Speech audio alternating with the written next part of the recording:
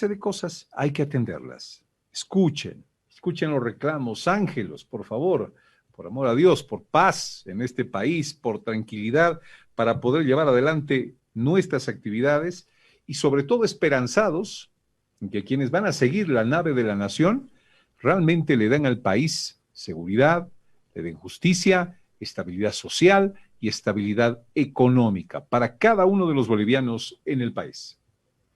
Al comenzar, vamos a ver este video, por favor, principal, el cabildo anoche en Santa Cruz y algunos de los pedidos que se hicieron. Vamos a verlo y escucharlo también en Fides, a ver.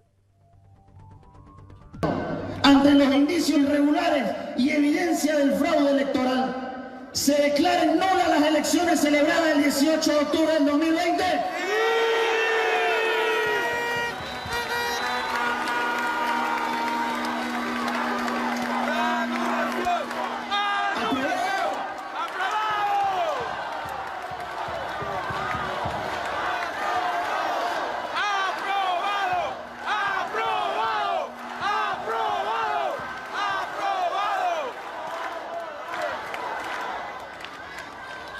¿Están de acuerdo en que por mandato del Cabildo se exija una auditoría para determinar responsabilidades en el fraude eleccionario realizada por profesionales bolivianos designados por la ciudadanía? ¡Aprobado! ¡Aprobado! Bueno, estas son algunas cosas que se han pedido anoche en este cabildo. Se habla de fraude y se habla precisamente de auditoría. Ahora, de por medio, llama la atención de que el Comité Procívico no haya estado, digamos, en la palestra en esta convocatoria en Santa Cruz de la Sierra. El tema es que el presidente Rómulo Calvo, el presidente del Comité Cívico Pro Santa Cruz, dijo en las últimas horas que no va a permitir que el comité sea una especie de trampolín político. Caray, como lo fue para Camacho, por ejemplo, ¿no? Como lo fue para Camacho, o lo fue el Comité Cívico Potosinista para Pumari, por ejemplo, según lo que se dice allá también en Potosí. Habrá que criticar también por ese lado, definitivamente, esa posición. Y también, en unas semanas, hay que ser sincero en esto, van a haber elecciones en el Comité Cívico Pro Santa Cruz. ¿Y eso? Por eso se pinta también un poco político, un poco aprovechador, digamos, un cabildo de esta naturaleza en Santa Cruz de la Sierra, que hay que leerlo con pinzas y cuidado. Bueno, pero de por medio está un amparo constitucional. ¿Qué camino, qué suerte podrá seguir este amparo constitucional que busca iniciar una auditoría a las elecciones y que busca frenar la posesión de Arcy Choquehuanca? Se lo vamos a preguntar en primera instancia a la doctora Silvia Padilla, que es la flamante presidenta del Colegio de Abogados en Bolivia, por favor. Doctora Silvia Padilla, presidente del Colegio de Abogados de Bolivia. ¿Cómo está? Un gusto saludarla. Muy buenos días y bienvenida a Fides. Buenos días, John. Buenos días a ti y a tu radioaudiencia y a la teleaudiencia. Estamos prestos para colaborar un poco en clarificar este tema de los asuntos legales que están surgiendo en el país. Doctora, ¿cuál suerte le ve usted a este amparo constitucional que ha sido presentado en las últimas horas por el Comité Cívico de Santa Cruz? Bueno, hay que empezar por señalar que para establecer una opinión técnico-legal hay que conocer el contenido del recurso y cuáles son las pretensiones que buscan, ¿no es cierto? Porque los amparos constitucionales buscan sobre todo proteger garantías constitucionales de los ciudadanos. Entonces, en virtud de esto, habría que ver cuál ha sido el enfoque del recurso. Por otro lado, hay una cuestión esencial en la que no puede intervenir la justicia constitucional y es precisamente en las decisiones que adoptan los otros órganos del Estado. Desde esa perspectiva, a mí me parece que un amparo constitucional no es el medio idóneo para buscar frenar la posesión de las autoridades ya elegidas, toda vez que ya el órgano electoral plurinacional ya ha emitido un pronunciamiento, ya ha declarado un ganador. Ahora bien, si la pretensión de fondo, en definitiva, es procurar una auditoría al proceso electoral, veo yo que no necesitan plantear un amparo, simplemente necesitan hacer una solicitud formal y entiendo yo que el órgano electoral tiene la disponibilidad de hacer la auditoría y, bueno, en función a eso se esclarecerán las dudas que han surgido a través de las redes sociales. Ok, doctora. Bien, a ver, tengo creo al señor Jorge Balda con nosotros, el doctor Balda. Doctor Balda, ¿cómo está? Buen día, un gusto saludarle. Bienvenido antes de mediodía en Fides. Estimado John, muy buenas tardes, muy buenos días, perdón. Efectivamente hemos presentado un amparo constitucional por el Comité Cívico Pro Santa Cruz, con quienes pues pretendemos no solamente esclarecer dudas. Nosotros, a través de una investigación absolutamente seria, hemos descubierto no unas cuantas actas irregularmente computadas y aceptadas, sino hemos descubierto cómo a través del mecanismo y de la plataforma informática se ha quebrantado la integridad de este proceso, a través de la interrupción de la difusión de datos, a través de la suspensión de la transmisión simultánea que ha sido dada 24 horas antes, se han cometido actos no solamente vulneratorios de derechos y de garantías constitucionales, sino se ha quebrantado la voluntad de toda una sociedad. Los resultados no reflejan lo que ha ocurrido realmente el 18 de octubre, y esto no es para restarle mayor importancia, puesto que respetando el criterio de la presidenta del Colegio de Abogados, hemos presentado nuestra solicitud hace exactamente 10 días, cuando le solicitamos al Tribunal Supremo Electoral nos permite el acceso al sistema informático como también al padrón electoral para establecer que existían irregularidades y que las mismas debían ser esclarecidas a la sociedad. No se nos ha admitido ninguno de los múltiples planteamientos que se han realizado, y es por ello que hemos acudido a la justicia constitucional como última instancia.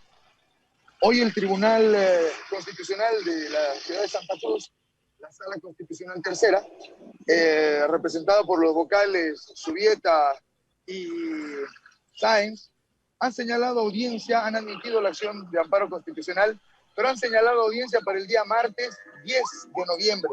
¿Esto qué significa? Que cuando se hubiere consumado el acto ilegal, el acto que pretendemos sea interrumpido, recién se estaría resolviendo y considerando nuestra pretensión. Esto una vez más clarifica que la justicia en Bolivia no obedece a un servicio independiente o imparcial, obedece a un lineamiento político partidario. Es claro que las audiencias que se han celebrado el día sábado entre gallos y medianoche, en la cual ya todos conocemos los resultados y quiénes han sido los beneficiados, es una muestra más de cómo nuestro país se va a manejar. Doctor Balda, el abogado del presidente del Comité Cívico, del Comité Cívico Santa Cruz, por favor. A ver, doctor Balda, si la audiencia va a ser el martes y el domingo ya es la posesión, entonces esto, en la intención que ustedes tienen, no se lograría parar al menos, ¿no es cierto?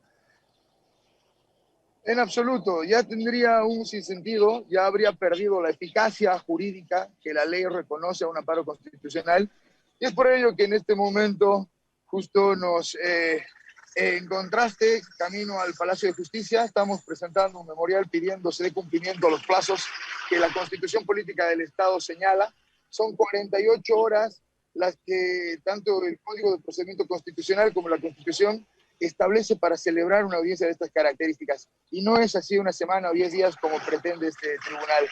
Vamos a exigir que en el día se haga el señalamiento, se corrige el procedimiento, y pues de lo contrario, pues vamos a asumir las acciones que correspondan.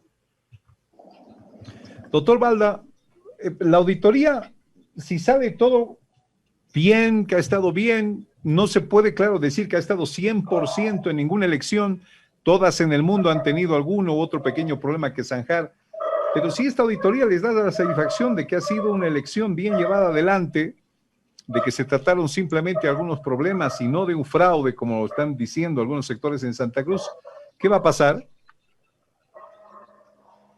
Si se realizara la auditoría, pues toda la sociedad tendría la tranquilidad y la aceptación de otorgarle y reconocerle legitimidad a un nuevo gobierno.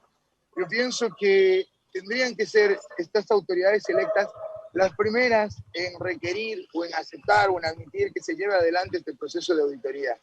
Pero al contrario, lo que vemos es que no solamente las autoridades políticas, sino también los contendientes de las últimas elecciones han aceptado resultados en base a una encuesta, en base a un resultado que ha entregado una empresa privada y no así el Tribunal Supremo Electoral.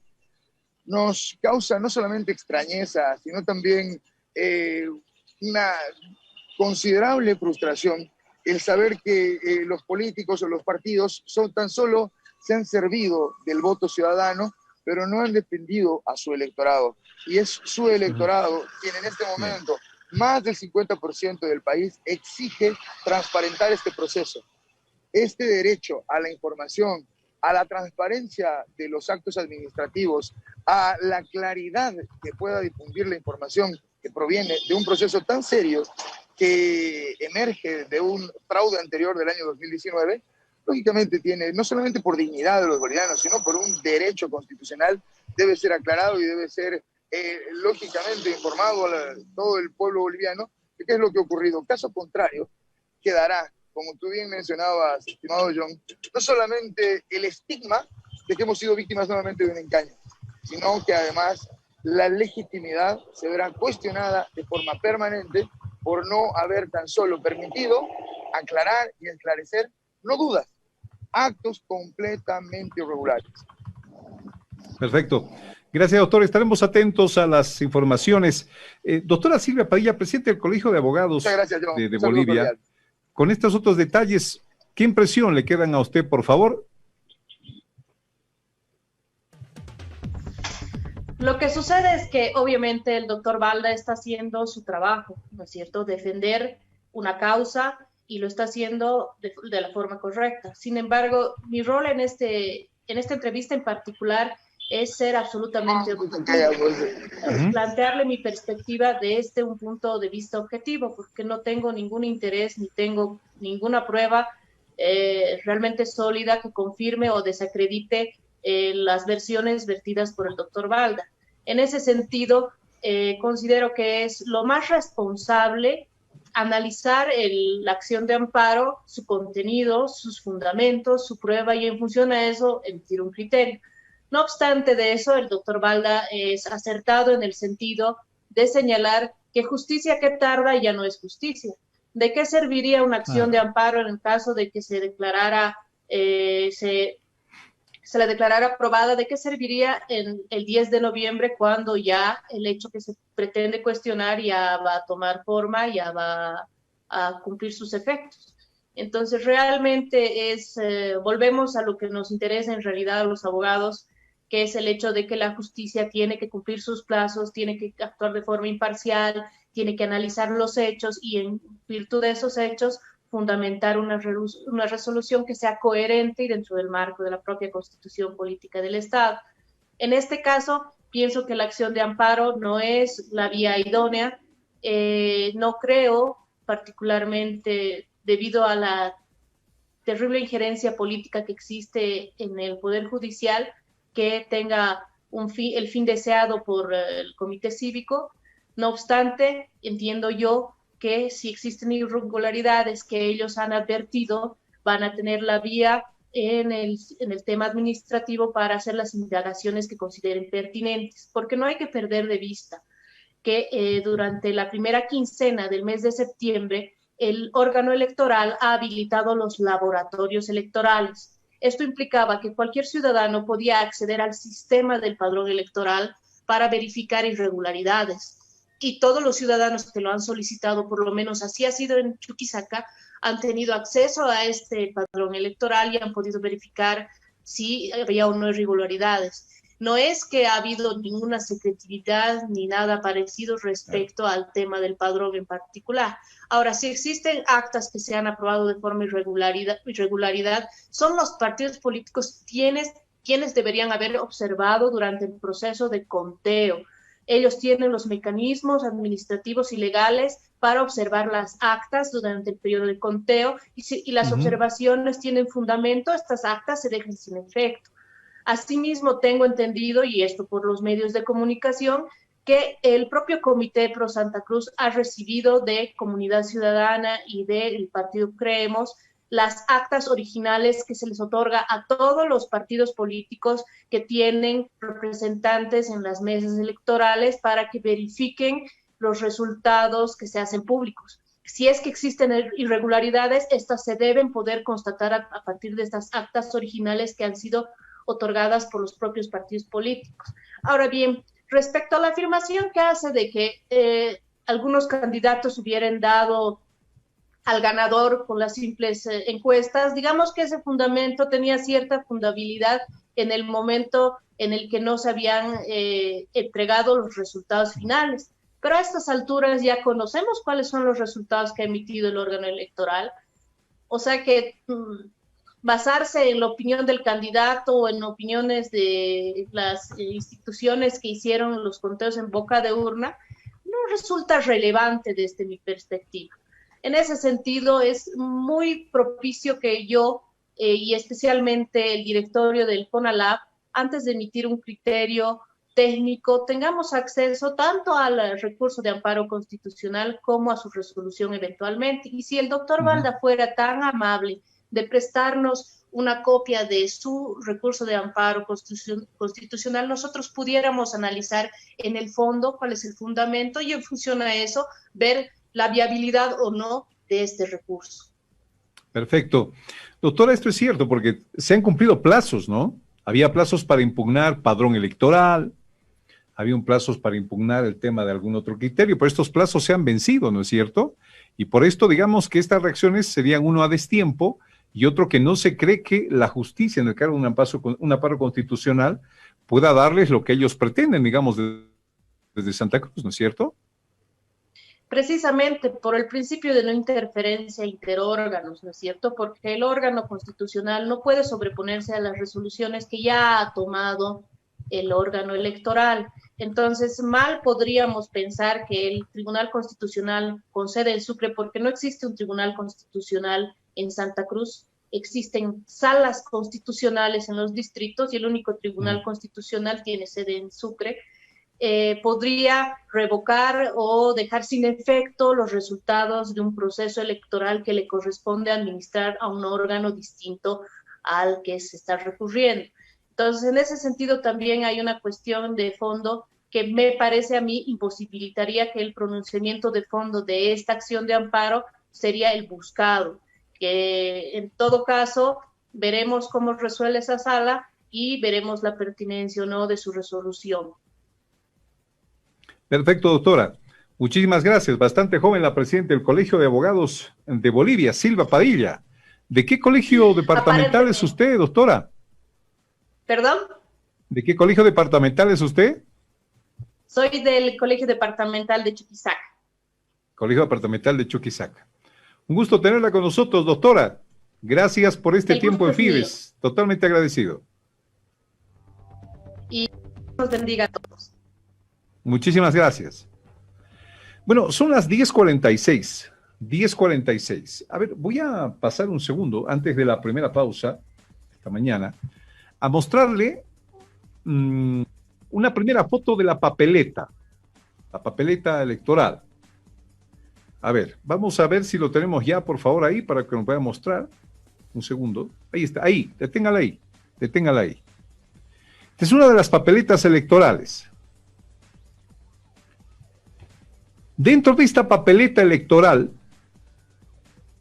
hay un signo de seguridad para detectar si la papeleta es falsa o es original. Hay algunas quejas, a revisar papeletas y todo, etcétera, etcétera, y lo entiendo. Pero estas actas tienen un seguro especial. Nadie se dio cuenta de aquello.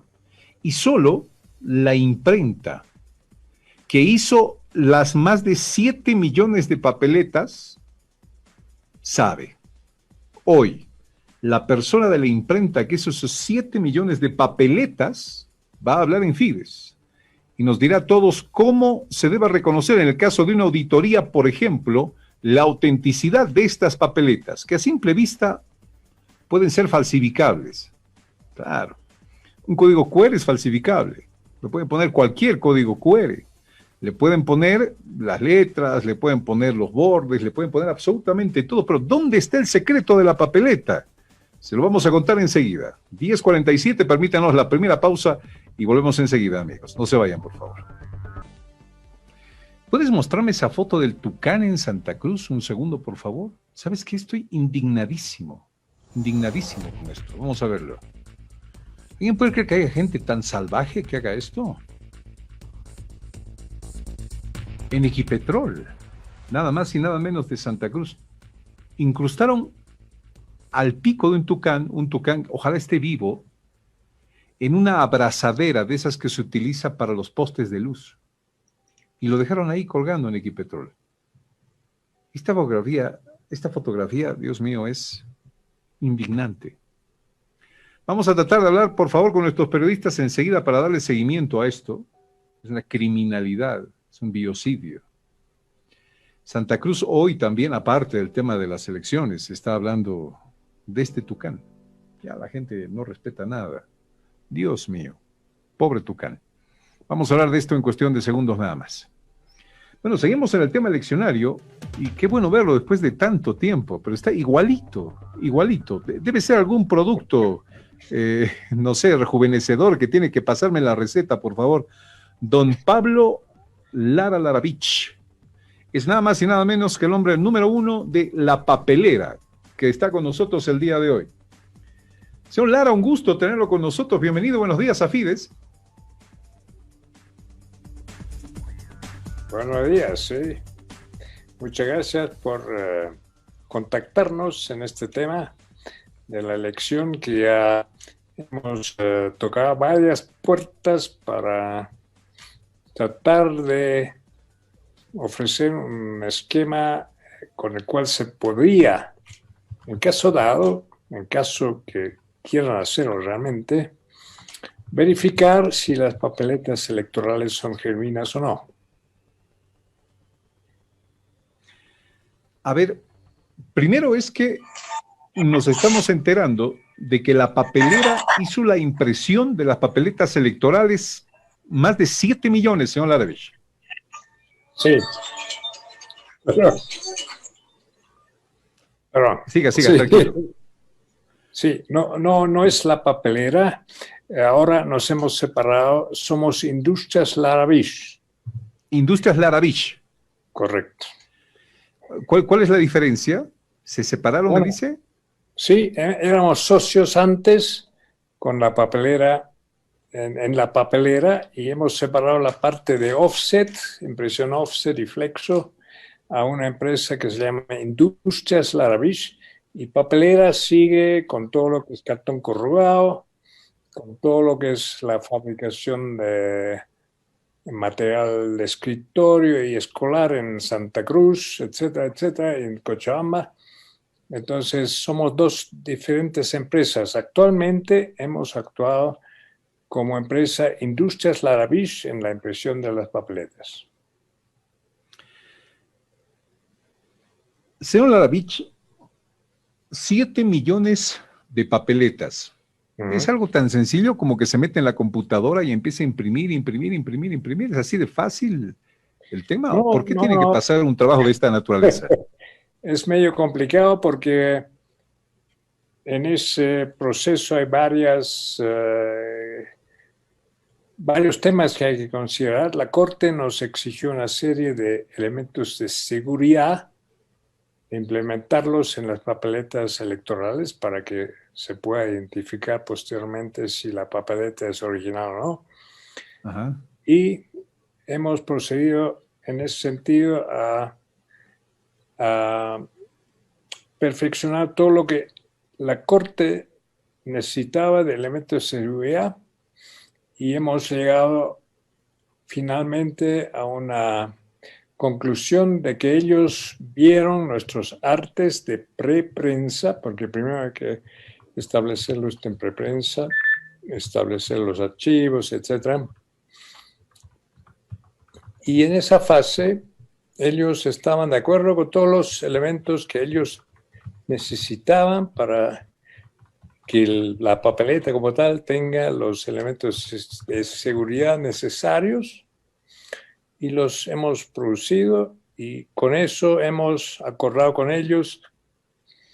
Ellos vieron nuestras impresiones, obtuvieron nuestros archivos de preprensa y los pudieron controlar, los pudieron comprobar cómo están compuestos, etcétera, hasta que al final ya todo estaba resuelto y salió ya el visto bueno de la Corte para imprimir las papeletas electorales, tanto para lo que son las papeletas del interior de Bolivia, como las del exterior también. Dios, tremenda responsabilidad, tremenda responsabilidad. Usted me dice, señor Laravich, de que en caso de que hubiera alguna auditoría, tendríamos algunos signos de seguridad, algunos sellos de seguridad que podrían ayudar a establecer si estas papeletas son o no son originales. Este sistema de seguridad lo va a describir usted ahora y quisiera que nos los cuente, por favor, señor Laravich. Ya, bueno, son elementos de seguridad como tinta invisible, microtexto, tinta ultravioleta, etcétera, que están incluidos en las papeletas para que cualquier ente fiscalizador de la Corte pueda certificar que esta papeleta es original o no. Ahora, estos elementos de seguridad los hemos implementado y los hemos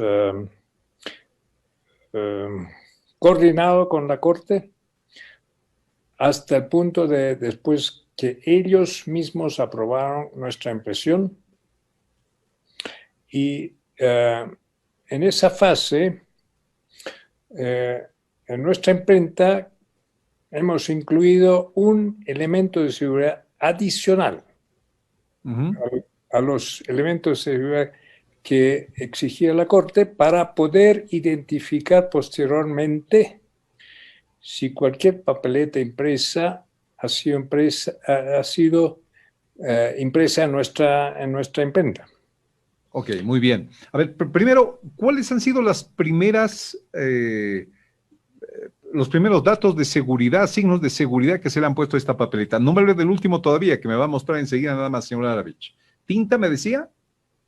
Sí, hay una tinta invisible que uno tiene que verla con luz ultravioleta, donde está el escudo de Bolivia, por ejemplo. Hay microtextos que están incluidos en las líneas de las papeletas, que no sé si conocen las impresiones de cheques, por ejemplo. En los cheques también, en las líneas que uno ve donde uno pone la firma, uno ve una línea gris, pero en realidad también es microtexto, que es un elemento de seguridad para, en caso dado que alguien trate de cambiar la firma o algo así, uno puede detectar rápidamente, ¿no? Entonces, ¿solo usted conocía este último sistema de seguridad o también ¿Perdón? el tribunal? ¿Perdón?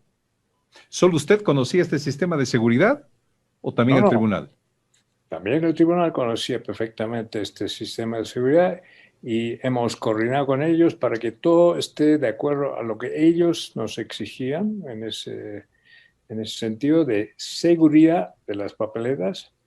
Pero como le digo, hemos incluido un pequeño elemento de seguridad adicional que no le hace nada al arte que nos exigió la Corte y que nos controló también y aprobó la Corte, para poder identificar posteriormente si la papeleta ha sido impresa en nuestra imprenta o no. Okay. Es un pequeño elemento de seguridad, pero que es fácilmente detectar. Cualquiera que tenga el interés de ver si efectivamente esta papeleta es original o no, puede hacerlo. Bien, usted va a develar ese sistema de seguridad hoy. Vamos a comenzar a verlo, por favor. A ver, explíquenos y le ponemos las imágenes encima ahí para que lo veamos, señor Laravich. Sí, no sé si pudo recibir mis copias que mandé. Lo estamos viendo, usted también lo tiene en la pantalla. ¿Ya? Ok, perfecto. Ahí ve es una amplificación prácticamente de la casilla que tiene la papeleta al reverso, donde dice número de mesa. Ujú. ¿Ya? Vamos a ir por la papeleta entera primero a mostrarla. A ver, vamos la papeleta entera, por favor. A ver, la Y ahí vemos. vamos, ahí Ahí está. está. Ahí está. Ahí está la papeleta entera y ahí en la parte derecha, debajo de lo que tiene rojo, amarillo y verde, hay Ujú. una casilla que dice número de mesa. Ujú. ¿Ya? Esa casilla tiene un cuadro, es un rectángulo. Es una línea. Una línea. Esa línea tiene un microtexto. Y ese microtexto, si uno lo amplía, Ahora sí. de la esquina derecha abajo de esa casilla, ahí uno ve un texto. En un caso dice plurinacional y en el otro caso dice órgano electoral, dependiendo si es una papeleta para el exterior o es una papeleta del interior. Y en ese microtexto, que es una línea, no es una cuestión que nos cambie la visión del elector o lo que sea, sino es una línea, un cuadro. Ahí le hemos hecho un pequeño cambio para poder identificar si la papeleta ha sido impresa en nuestra imprenta o no. No sé si eso sirve a alguien que quiera identificar papeletas, si son originales o no, porque desconocemos. Puede ser que la Corte también encargó impresión de papeletas de otro lado, no sé. Pero según la licitación a la que nosotros accedimos y la ganamos, etcétera, pensamos que solamente fueron papeletas impresas por nuestra empresa, no por otra. Sí, sí, hablé con el Tribunal Supremo Electoral, me dicen que la única empresa autorizada para imprimir las papeletas fueron Industrias Laravich. Okay. Solo ustedes. Entonces, todas las papeletas que entran hoy día al conteo deberían contener ese pequeño elemento de seguridad. Si no lo contienen, ya no son papeletas genuinas. Ok. Yo le mandé el cuadro. ¿Sí? Siga, perdón, Laravich, por favor, disculpe. No, yo le mandé esas dos fotografías de papeletas donde uno puede ver que hay un pequeño cambio en una N. No sé si lo pudo ver en las dos impresiones. A ver, la otra. Vamos a ver si tenemos la otra, por favor. Control central. ¿Hay una más? Esta es plurinacional. A ver, vea la primera N de plurinacional.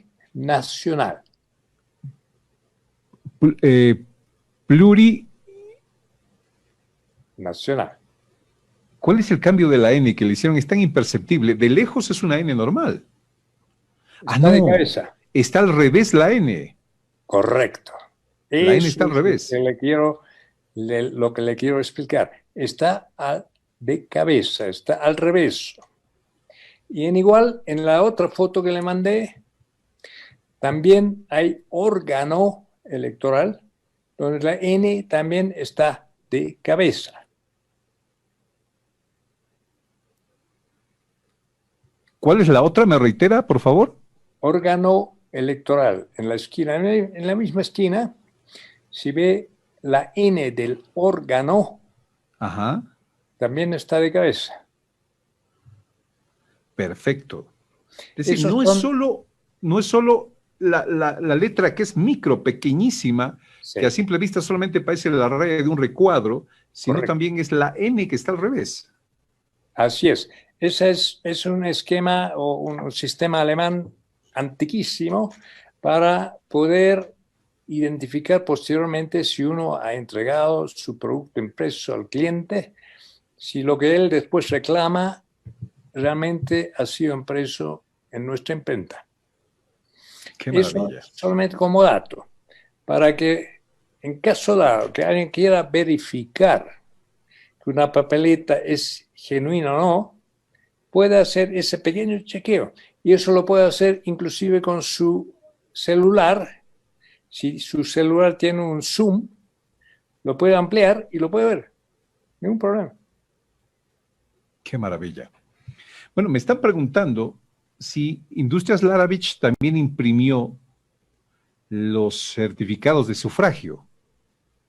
Certificados de sufragio, no sé. Lo único que yo sé que hemos impreso las papeletas. Los certificados no sé. No creo. Okay. 7 millones. 7 millones de papeletas. Más, sí. ¿No? Sí. 7,7 millones aproximadamente. No tengo la cifra exacta, pero eso más o menos es el monto de la papeleta, ¿no? Y cuando se hacen estas impresiones, señor Laravich, ¿qué medidas de seguridad, aparte de lo de la papeleta que usted nos ha descrito, se toman? ¿Le ponen guardias de la policía en la puerta? Claro. ¿Custodia? ¿Cómo funciona eso? Estaba personal de la corte constantemente en nuestra planta controlando cómo estamos imprimiendo. Estaba policía dedicada solamente a verificar el ingreso a la planta. Y finalmente, después de todo el proceso, la corte también vino a supervisar tuvimos que, ¿cómo se dice?, destruir todas las papeletas que estaban, digamos, con una pequeña falla de impresión o lo que sea, y todas las placas de impresión de las máquinas y también los archivos digitales de nuestro sistema de preprensa, para que efectivamente no quede nada en nuestra empresa que se pueda utilizar para seguir imprimiendo papeletas, ¿no es cierto? Y eso supongo que también lo hicieron en la misma corte, porque a la corte le hemos entregado nuestros archivos de preprensa, como ya le dije, tal como estaban diseñados por la corte y con todos los elementos de seguridad que necesitaba la corte.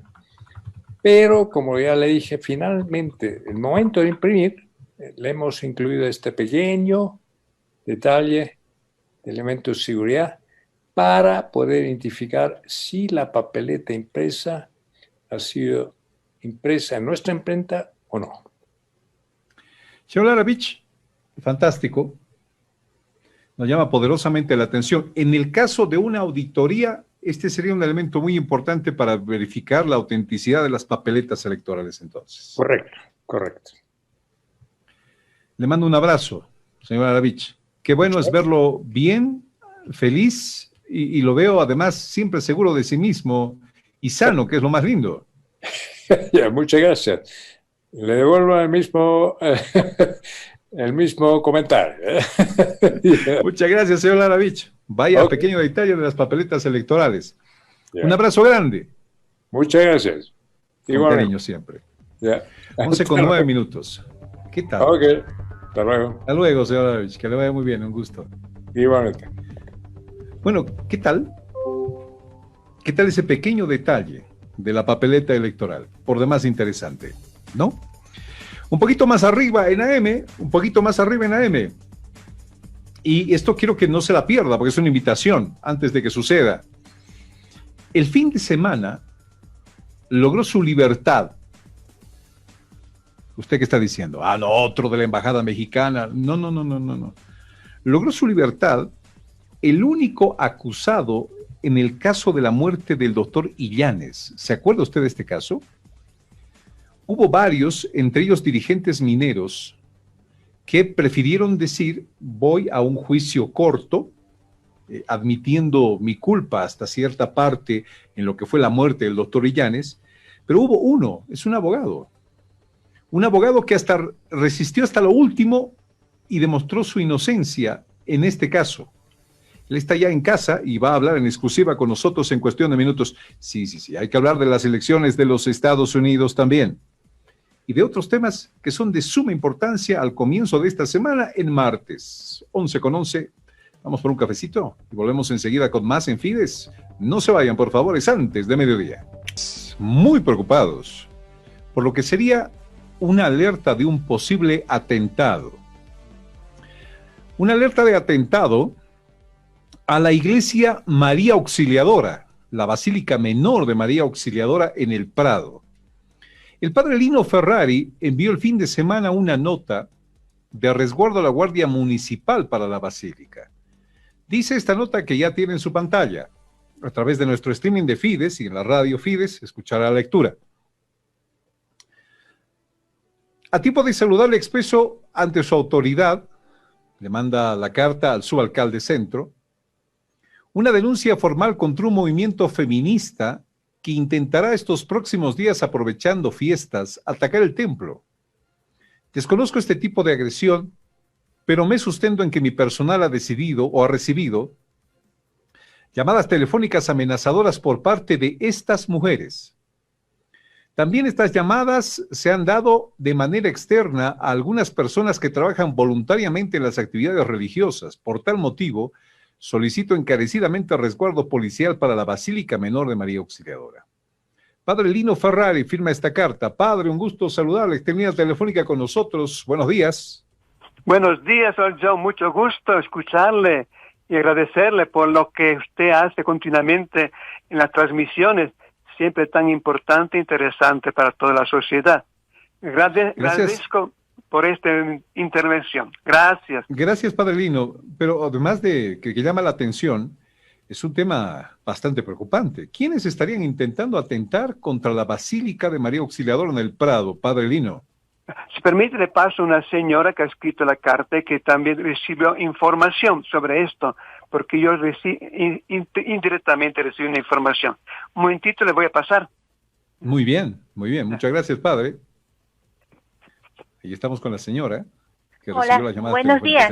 Señora, buenos días. ¿Podría identificarse, por favor? Buenos días, mi nombre es Raquel Vargas, soy la secretaria del padre Lino ya hace mucho tiempo. ¿Cómo está? Un gusto, señora. Un gusto saludarla. Cuéntame un poquito de estas amenazas. ¿Quién está amenazando a la iglesia de María Auxiliadora en el Prado? Bueno, se ha recibido aquí en los teléfonos de la oficina parroquial 2 llamadas la anterior semana entre el día martes, miércoles. Se ha recibido estas llamadas a los teléfonos de la parroquia. Con la amenaza, ¿no?, de que iban a atacar el templo de María Auxiliadora, y entonces eso se le ha informado ya al padre, porque eso han sido amenazas repetitivas, tanto también algunos catequistas de la parroquia que han recibido la llamada, y como estamos a turnos atendiendo en la oficina parroquial, algunas llamadas se han hecho en horario de la mañana y otra que ha sido en el horario de la tarde con la misma amenaza. ¿Se ha identificado de qué grupo se trata, señora? Bueno, lo único que dijeron es que son grupos feministas, ¿no? Feministas que iban bueno, tampoco han sido muy explícitas, pero era así una mujer que ha sido de grupos feministas. ¿Y cuál sería la causa? ¿Cuál sería la causa? Bueno, eso es lo que desconocemos, ¿no? Anteriormente nos habían pintado la fachada de la basílica con mensajes así contra la Iglesia Católica, pero esta vez han sido llamadas telefónicas, ¿no? Diciendo que van a atacar. No desconocemos el motivo, pero ha sido así, don John. Bueno, la anterior vez que rociaron con pintura, ¿dejaron algún escrito ahí en la pared de la basílica, no? Sí, son mensajes contra la Iglesia Católica, ¿no? Y contra los sacerdotes, todo eso, y que, bueno, nosotros, el padre Lino inmediatamente ha hecho el pintado, ¿no? Pero que no pasó de ahí, ¿no? De pintarlo y siempre, no sé, son grupos feministas, ¿no? Contra los sacerdotes, contra los sacerdotes de la Iglesia Católica en general. Bueno, no pasó nada estos días, pero se mantiene latente la amenaza, digamos. Sí, ¿no? Era una amenaza que estos días por las fiestas de Halloween, de Todos Santos, todo eso iba a ser estos días, ¿no? pero nosotros siempre queriendo en un afán conciliador, digamos, de que no lo hagan, porque es, además de que es un patrimonio de paseño, la iglesia de la Basílica de María Auxiliadora, entonces en un afán de que no ocurran esas cosas y de que no sea la violencia lo primero, ¿no? Así es. Muchas gracias, señora, le agradezco. ¿El padre Lino está a su lado todavía? Sí, está, ya Gracias. me voy a comunicar con él. Muchas gracias. Gracias. Bueno. Padre, ¿y qué tienen contra no nuestros curas? Estos movimientos feministas. Sí, no sé cuál será la razón por la cual quiere manifestar su presencia prácticamente, ¿verdad? Porque muchas veces los monumentos, las cosas patrimoniales, la ensucian con pintura, etcétera, ¿no? No sé cuál es. Nosotros valoramos totalmente personas que piensan distinto de nosotros, pero cuando actúan en contra de valores artísticos, etcétera, eso ya es contra la sociedad, en contra de la verdad, ¿no? Pero claro. Padre, bueno, hacemos extenso el llamado. ¿Tiene guardias de seguridad ya ahí en la iglesia? No tenemos. ¿Cuál es la respuesta que recibió después de la carta? Sí, no vinieron nadie, menos mal que no pasó nada, ¿verdad? Pero nadie vino porque no hacía falta, tal vez. Perfecto. No le mandaron ni un guardia, padre, al final. No tenemos nosotros los guardias especiales, son nuestros arcángeles, San Miguel. A ver, ¿qué pasó pues, con este pedido a la alcaldía? Pues un pedido de resguardo de la iglesia, no les mandan a nadie. ¿Y a la policía mandó una carta similar, padre, o solamente a la Guardia Municipal? También. Los laicos que están justamente vinculados con nosotros mandaron también. Pero gracias a Dios no pasó nada y ojalá que no pase nada. Caramba. Bueno, qué alegría escucharlo. Le mandamos un abrazo. Gracias. Le mandamos un abrazo y gracias por este tiempo, padre Lino. Muchas gracias a usted. Que tenga un buen día. Buen gracias. Día. Bueno, son las 11:23. Millones y millones de estadounidenses están votando, terminando de votar, diría yo, porque hace varios días lo están haciendo por vía electrónica.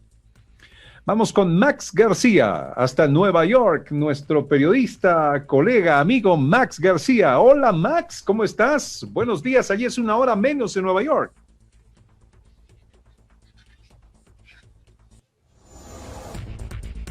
Ya viene Max. Hola Max, ¿cómo estás? Qué gusto saludarte. Hola, ¿cómo estás, John? ¿Cómo estás? Qué placer estar contigo aquí en AM, ¿no? En Fides. Un gran placer compartir contigo. Gratos recuerdos que tenemos de compartir acá en la ciudad de New York, en las Naciones Unidas.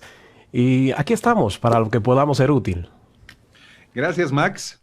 A ver, todo el mundo está vendiendo la idea de que hoy son las elecciones en Estados Unidos, pero las elecciones ya son hace varios días. Este concepto quisiéramos que nos aclares un poco, Max, por favor.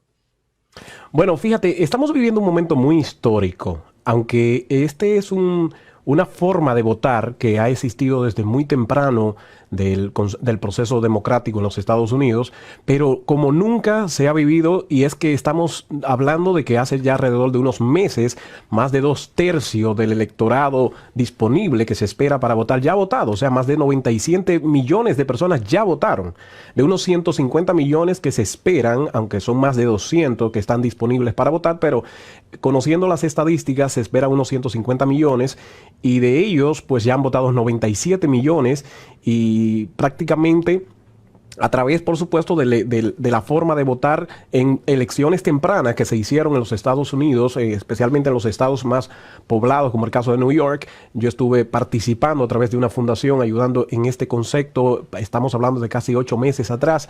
Ya la gente estaba votando, especialmente personas discapacitadas en ciertas condiciones, ya estaban votando. Pero otros han aprovechado el concepto de votar a través de boletas que se le envía y le envían a través del correo clásico que se usa acá como muy, muy usado, ¿no?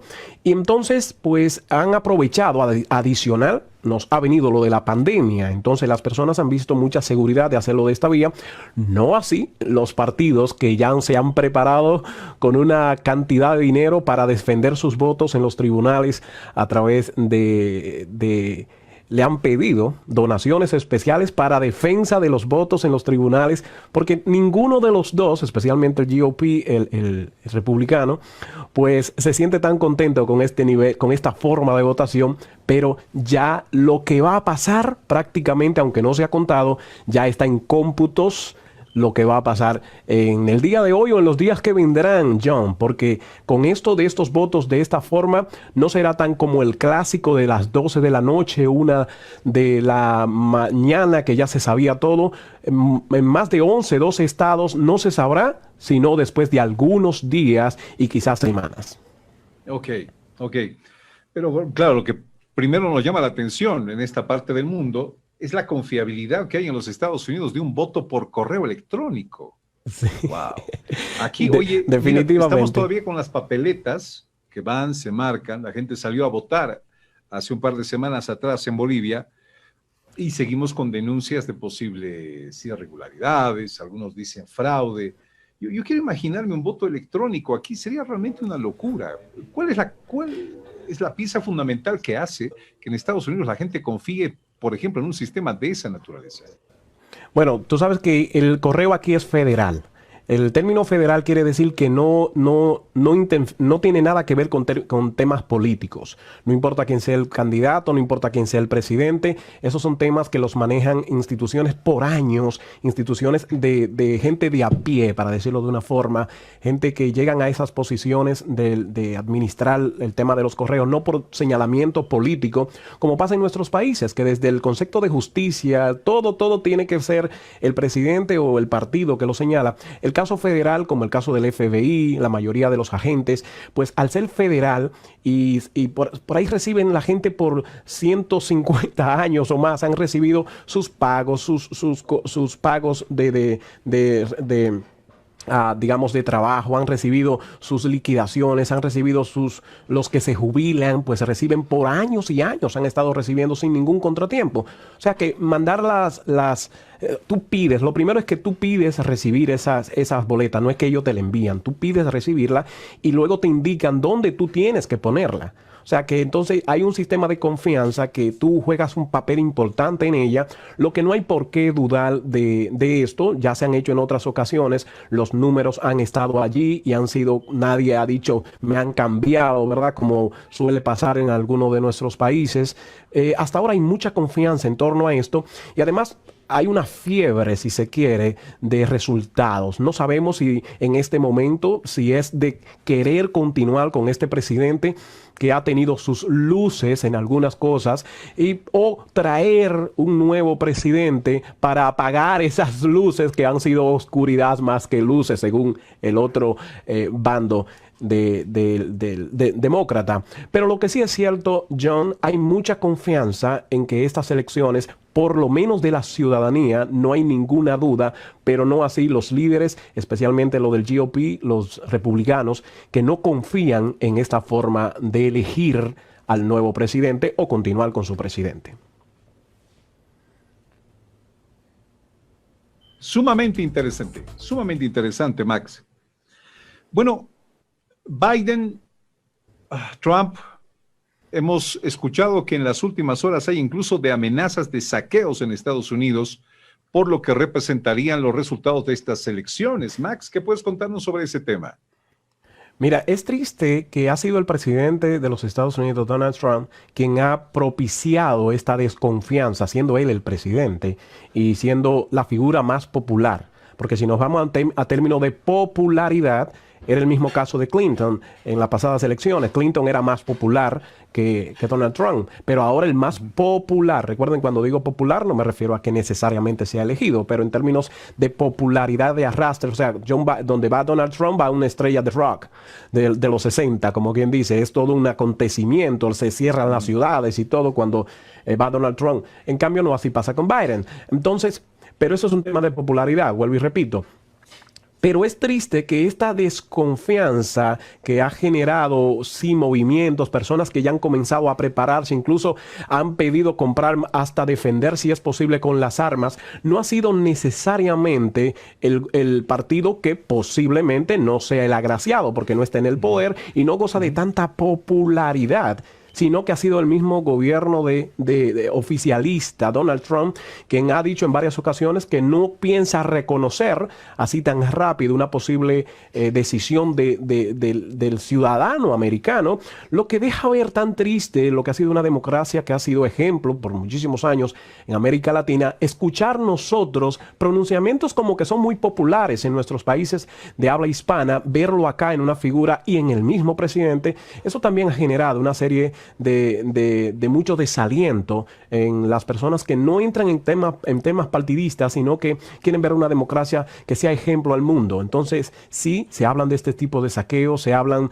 de una serie de forma de defender algo que todavía no se sabe. Entonces, comenzar a organizar y mantener al pueblo con estas expectativas es algo muy triste, porque aquí hay personas que, especialmente muchos arcaicos de las lomas, como se le dice, que entienden que con el tema religioso, especialmente, que este gobierno ha mantenido un concepto muy religioso con la relación al voto, y ha usado esas mentes débiles con el tema. No estoy hablando de creencias, yo soy un hombre que cree en Dios también, pero no de esa forma de usar la creencia, la religión y la fe en Dios como si se tratase de un apocalipsis y que tú tienes que defenderla así fuese con las... Perdimos el contacto con Max García en Nueva York. Vamos a esperar un segundo nada más, por favor, porque hay dos temas más que debemos preguntarle. Se dice que Estados Unidos daría, con el triunfo de Biden, un giro a la izquierda. Y esto es muy importante también poderlo analizar. Y el tema de la fuerza del voto latino, que pese a todos los intentos, de ser denostado por el gobierno de Trump, los latinos siguen ahí, contribuyendo no solamente con su dinero, sino alma, vida y corazón, ¿no es cierto? Estados Unidos le debe tanto a los latinos.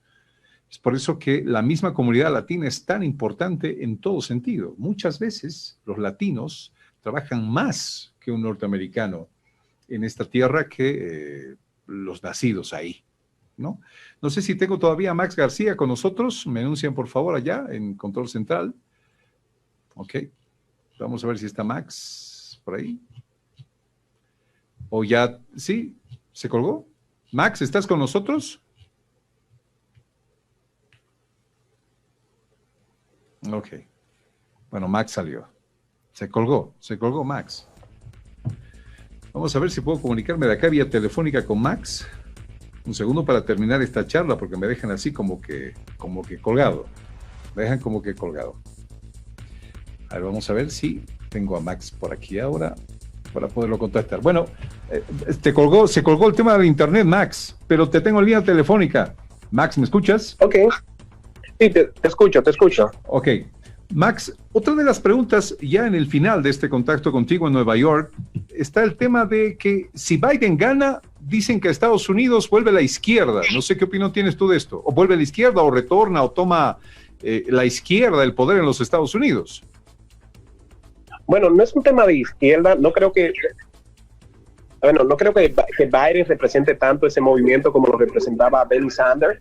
Es una forma justamente del GOP, del Partido Republicano, que con este tema de izquierda, pues es parte de su historia de mantener al pueblo con este concepto, de este miedo, de cómo se han manejado, especialmente en estos momentos donde es evidente cómo se está viviendo, cómo el mundo está viviendo el deterioro de la izquierda, de cómo han estado tristemente manejando esta ideología política. Entonces, viéndolo desde ese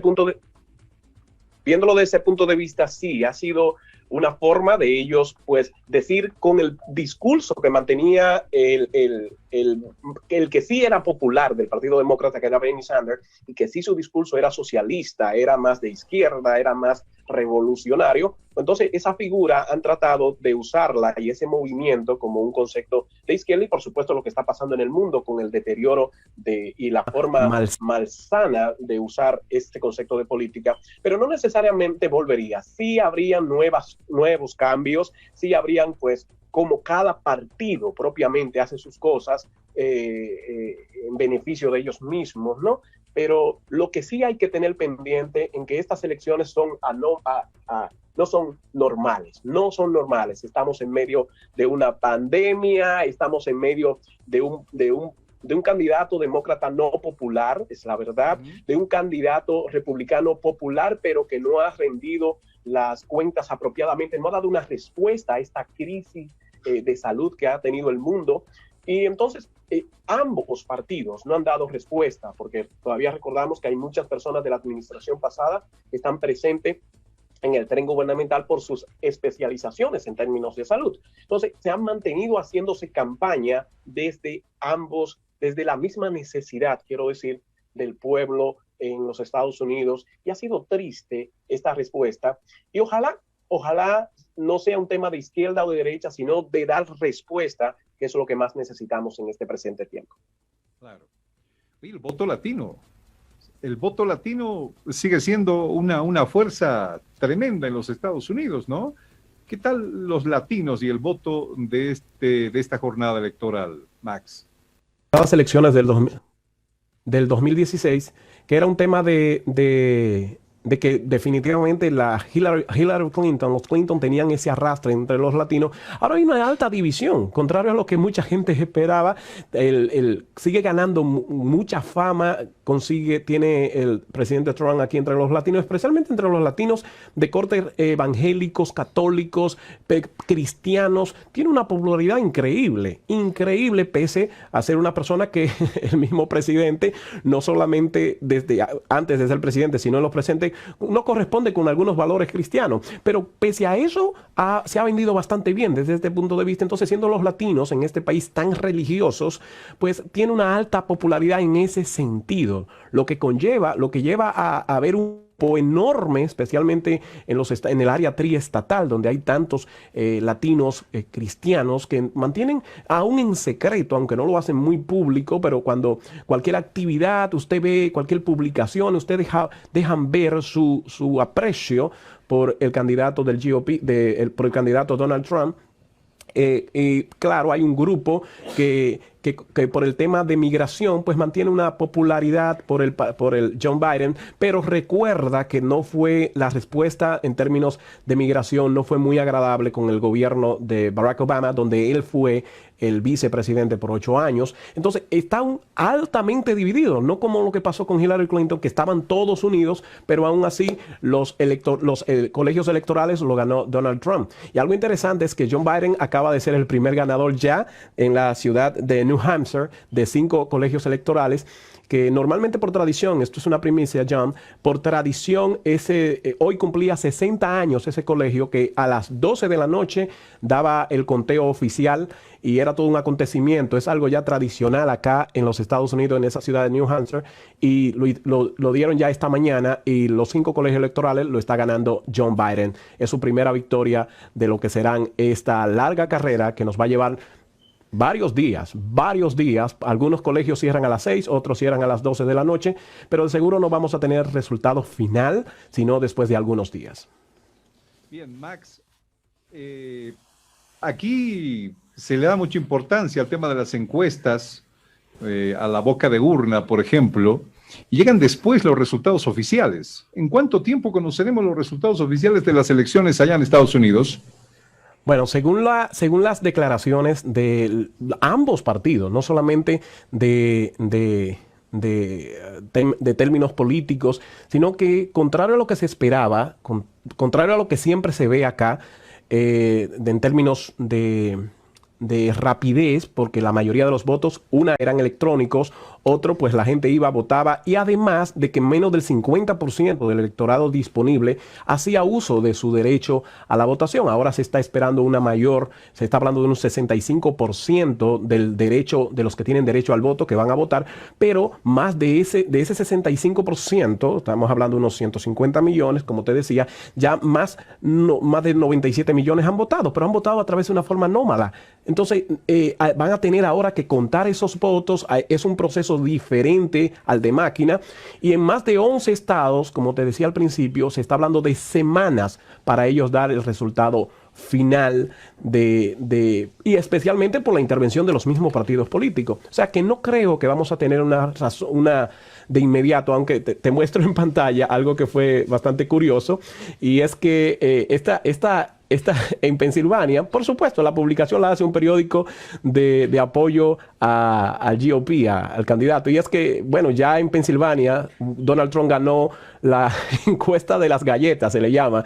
Y es que llevan haciendo esto muchos años. Donald Trump vendió de estas galletas 27.903 galletas y Biden 5 galletas. O sea que si a las galletas nos vamos, ya ganó Biden si el tema se trata sobre galletas. Qué manera de medir.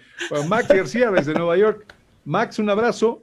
Mañana estamos hablando del resultado de las elecciones. ¿Ah? Este va a ser un día donde hasta hoy tienen para votar los norteamericanos, así lo entiendo, solo hasta hoy. Así, solo hasta hoy a las 12 de la medianoche en el caso de algunos estados. Otros estados ya son desde las 6 de la tarde. Aquí te lo muestro también en pantalla. Estos estados que están por acá, hay estados que cierran sus votaciones desde las 6 de la tarde, otro a las 7. Y los últimos, en el caso de Alaska y Hawái, que ya cierran a las 12 de la medianoche. Pero como te comenté al principio, ya hay otros que ya terminaron sus votaciones, como el caso de New Hampshire, y ya incluso dieron sus resultados que en este momento pues favorecen a Joe Biden.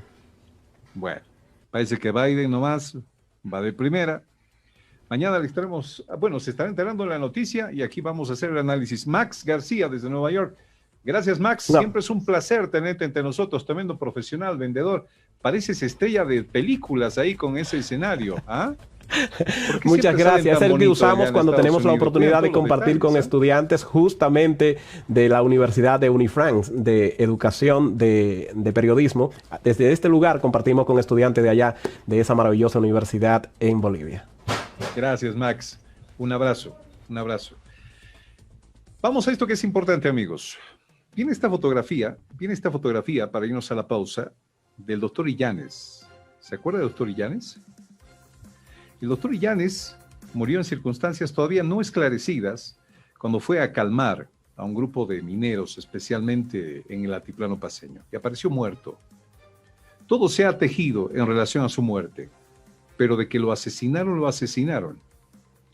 Una figura muy poco clara fue la de un grupo de dirigentes mineros que se acogieron a un juicio corto, es decir, diciendo que yo asumo responsabilidad y culpabilidad.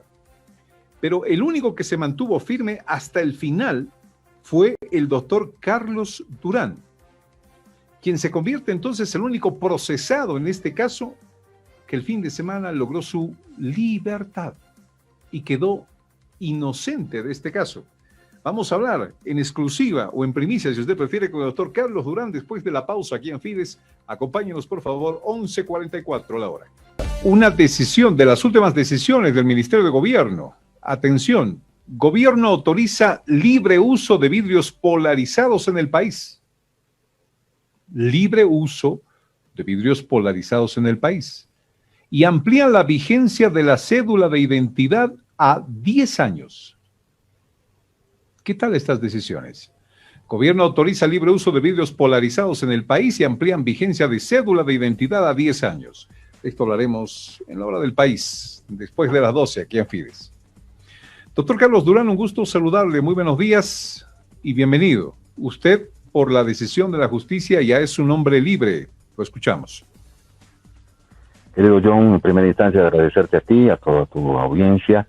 Y lo primero, feliz con Dios, feliz con todas las bendiciones que se han tenido. Después de atravesar un duro momento, por más de 4 años, 2 meses, 5 días que ha durado todo el proceso en general, de los cuales yo he estado en detención preventiva en el penal de máxima seguridad de San Pedro de Chonchocoro por 3 años, 2 meses y 9 días, siendo completamente inocente, habiendo sido involucrado en este lamentable hecho por el solo hecho de haber defendido a gente inocente, a mineros cooperativistas. Recordarás, estimado John, durante los conflictos de agosto del año 2016 se generaron 2, un primer conflicto en Mantecaña que derivó con alguna serie de eventos medio raros que todavía la justicia no los puede terminar de aclarar.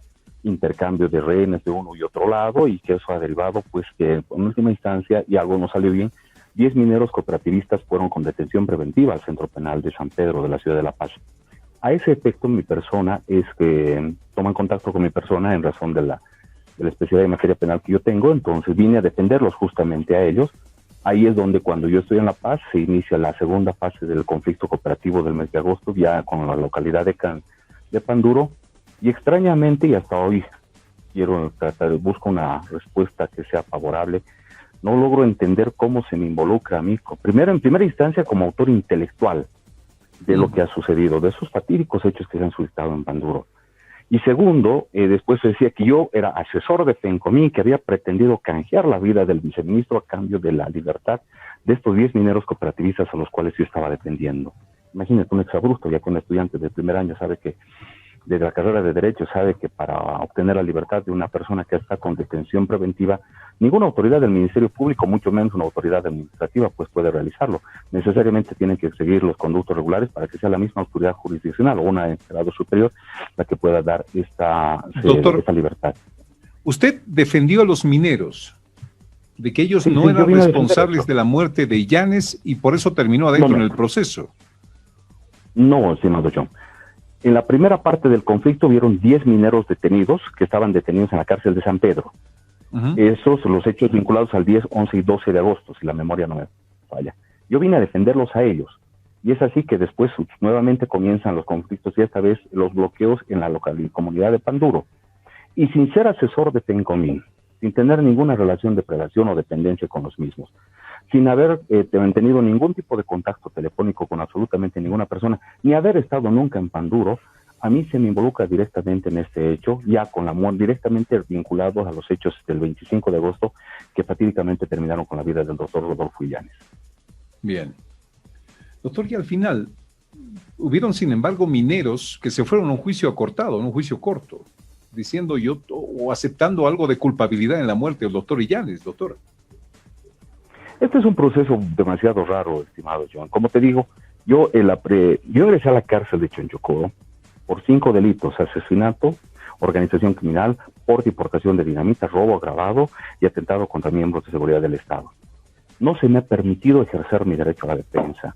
Material en la citada audiencia que estuvo plagada de irregularidades, me han falsificado el acta de la audiencia, me han falsificado los momentos, las notificaciones correspondientes, y lo que es más, después de todo esto, hemos estado en 28 oportunidades, se me han suspendido mis audiencias. 28, incluso se me han fijado yo hasta en días feriados. A otras oportunidades ni siquiera llegaba la movilidad. Posteriormente a esto, han amenazado a mis abogados. A efectos de que ellos no asumen ninguna defensa, por lo cual, y así consta en el cuaderno procesal de investigaciones y en el mismo cuaderno de control jurisdiccional del Tribunal Tercero de Sentencia de la Ciudad del Alto, ha sido a mi persona la que he tenido que realizarse los memoriales en una primera etapa donde absolutamente todo está cubierto bajo un manto de misterio.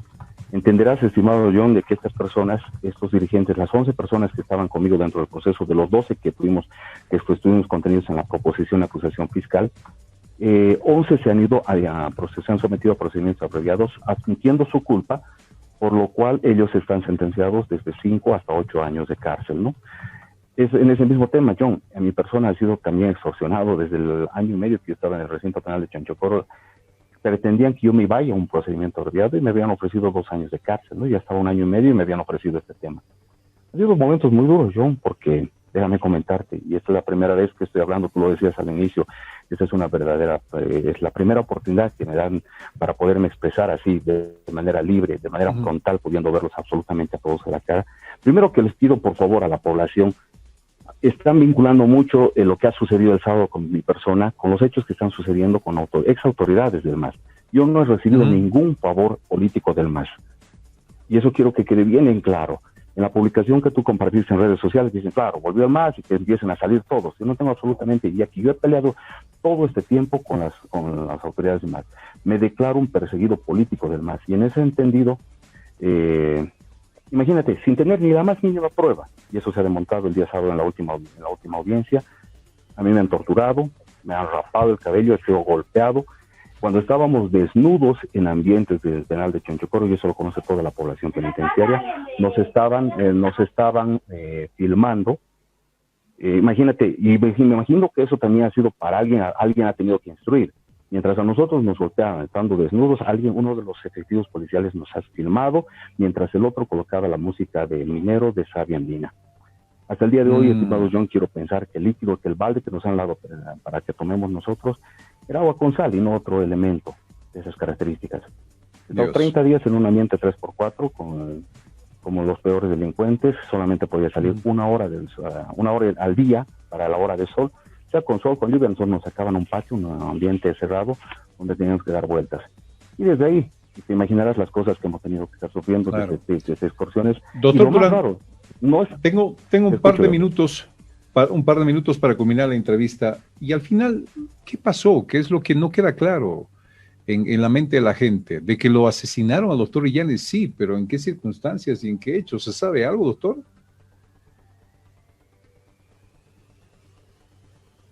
¿Doctor? Tengo problemas de conexión. Sí, doctor, lo estoy escuchando. Y al final, ¿qué pasó con Illanes? ¿Hay alguna verdad que se logró descubrir, algo irrefutable de cómo murió?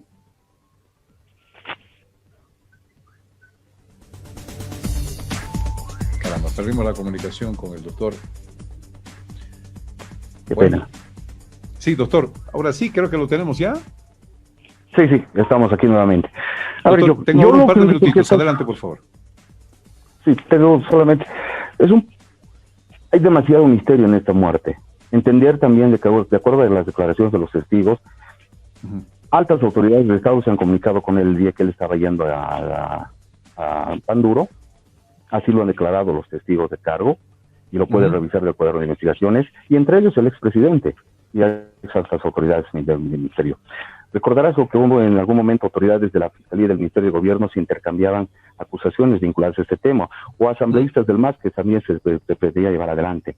Lo único cierto, estimado John, es que una vez que se ha obtenido una sentencia absolutoria vinculada a mi persona, estamos también solicitando una auditoría jurídica que se dé con los verdaderos responsables y se sepa qué es lo que ha pasado, quiénes han sido los autores materiales e intelectuales de este lamentable hecho, y obviamente ojalá algún día podamos plantear todos estos elementos. Mi persona ya acudió a la CIDH, el proceso está correspondiente y está siguiendo el curso correspondiente, y esperemos que en algún momento podamos tener la capacidad como Estado boliviano de aclarar este lamentable hecho para la tranquilidad de la familia del doctor Illanes, para la tranquilidad de los perseguidos políticos que hemos sufrido por este tiempo, y por sobre todas las cosas para que la justicia boliviana pues pueda recuperar algo de dignidad en este tiempo que se nos viene en esta nueva etapa. Doctor Carlos Durán, muchísimas gracias por su comparecencia en Fides. Darle la bienvenida a la libertad después de todo esto.